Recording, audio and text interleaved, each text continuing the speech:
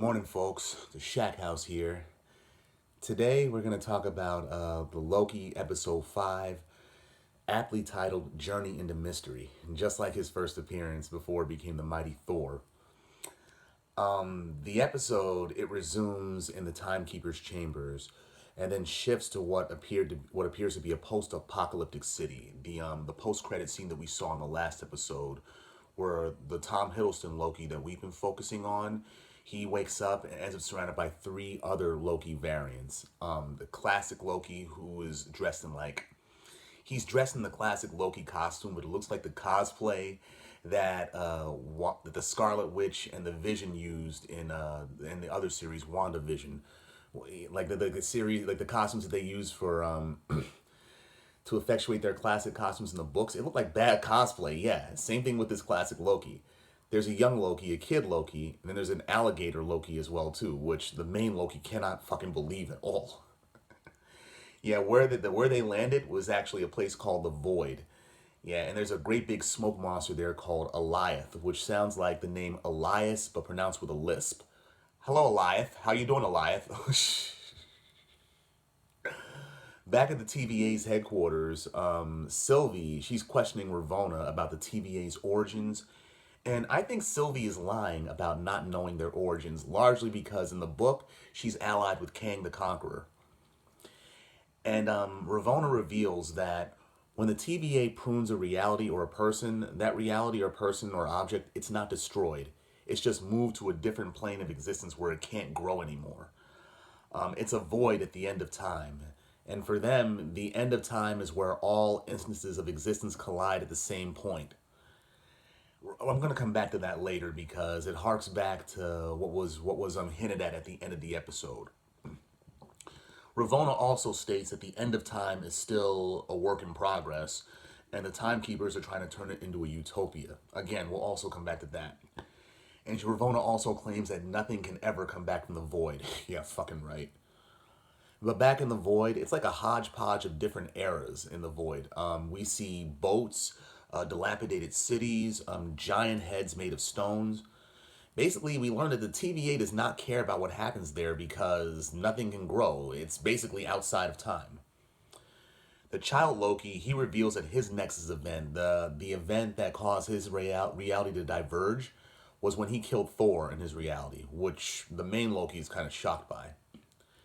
And on their way to their hideout, their underground hideout and headquarters, we see a couple of Easter eggs. We see like a Thanos copter, and we see a frog version of Thor trying to get the Mjolnir hammer, keep leaping up trying to get to it. It's pretty funny, actually. What else? Oh yeah, back at the TVA's headquarters, Sylvie, she posits to Ramona that there's something beyond the void. And Ravonna, she agrees, but it's really a stall tactic. She tells Miss Minutes, the animated anthropomorphic clock or whatever with the Southern lady's voice, to try to dig up the files that they have on the origins of the TVA and about a time ship that could withstand going into the void. That part's a lie, by the way, and it was all an attempt by Ravonna to stall Sylvie until the TVA Minutemen guards get there. Yeah, but Sylvie, she's pretty smart and pretty stealthy. She takes Ravonna's tempad and prunes herself. The Lokis in their hideout, it's pretty funny because they're all.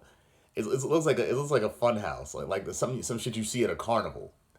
And the adult Lokis are drinking wine. What's it called? My bad. I mentioned there were 3 Lokis earlier. There were 4 Lokis. My bad. There was a classic Loki who's older, the kid Loki, the alligator Loki, and a black man who's Loki, and they're all English, by the way. But back at their hideout, the adult Lokis are drinking wine, while the kid Loki, he's drinking one of those throwback high C juice boxes, but it was one of those Ghostbuster themed ones from back when I was a kid, with the high C Ecto theme with Slimer on the cover, and the liquid's actually green colored. Yeah, they're all comparing notes about what their Nexus events were, and what led to their capture by the TVA. The classic Loki, the older Loki, he's more wise and older, and him being pretty wise about what he's done during his life was very unexpected. And Loki, the main Loki, tries to rally the variants in order to take down Alioth. Now, I didn't explain what Alioth was. Alioth, he's basically a tempest that consumes matter and energy that's dispatched into the void. He consumes it all pretty much.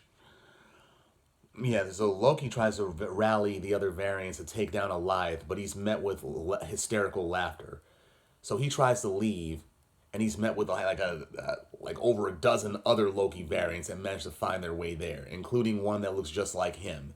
And that Loki variant is actually the president of the United States, apparently.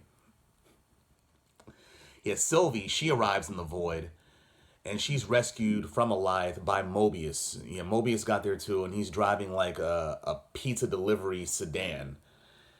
But once Sylvie arrives, though, it's like she's running from Alioth and managed to link minds with him, and saw what appeared to be a castle. We'll get back to that later soon. But back at the Loki base, the Black Loki, he betrayed his group to the President Loki in order to gain his army and throne, and all hell breaks loose. A fight breaks out, and the main Loki, classic Loki, Kid Loki, and the Alligator Loki, they all escape. The classic Loki and the Kid Loki, they both lament that their variants cannot be trusted, and like anytime they try to go against their nature, the TVA manages to prune them and send them over to the void.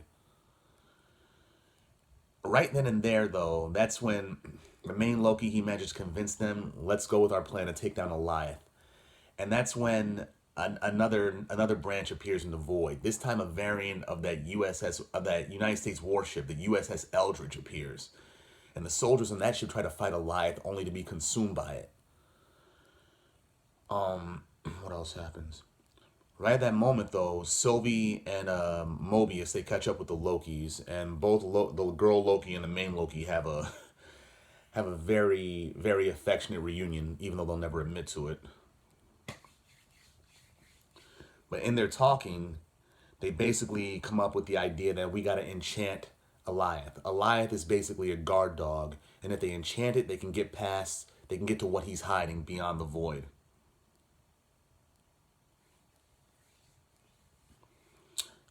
What else happens?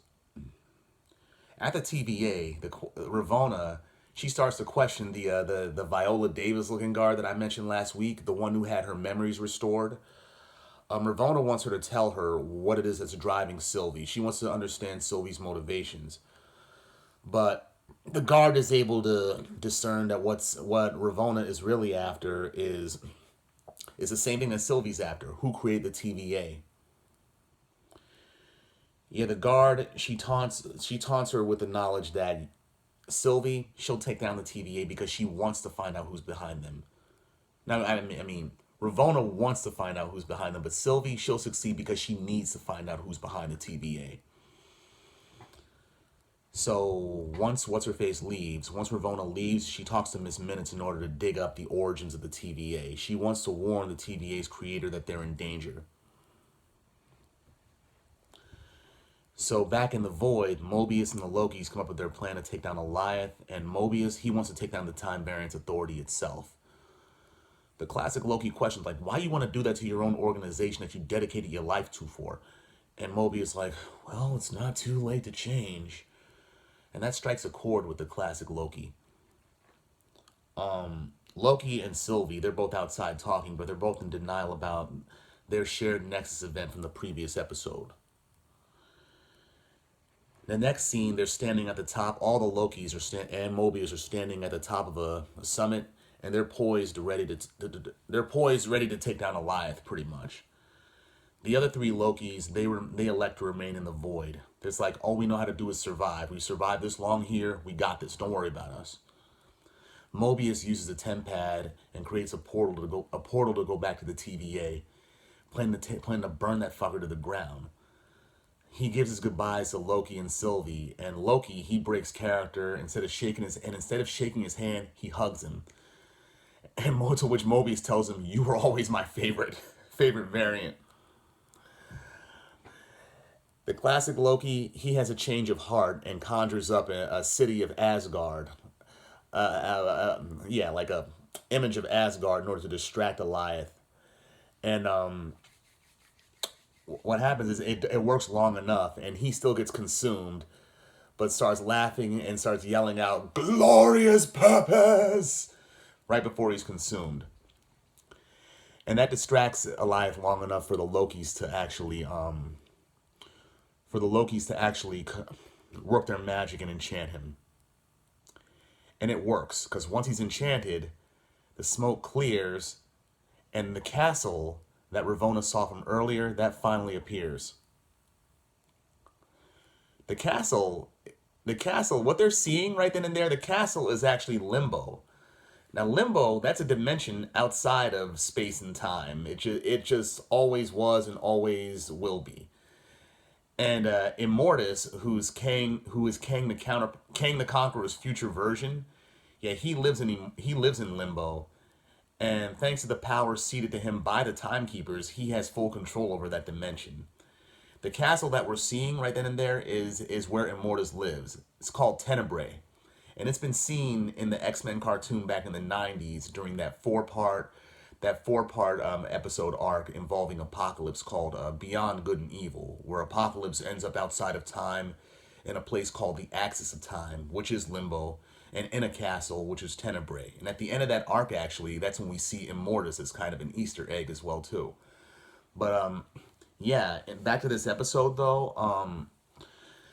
Yeah, we got one more episode left, and I think we're finally gonna see either Immortus or Kang the Conqueror, because Kang, he actually has a stronghold in Limbo called Chronopolis as well. And recently, Jonathan Majors, the actor who's going to portray Kang the Conqueror in the next Ant-Man film, he was seen leaving a comic book store with this right here.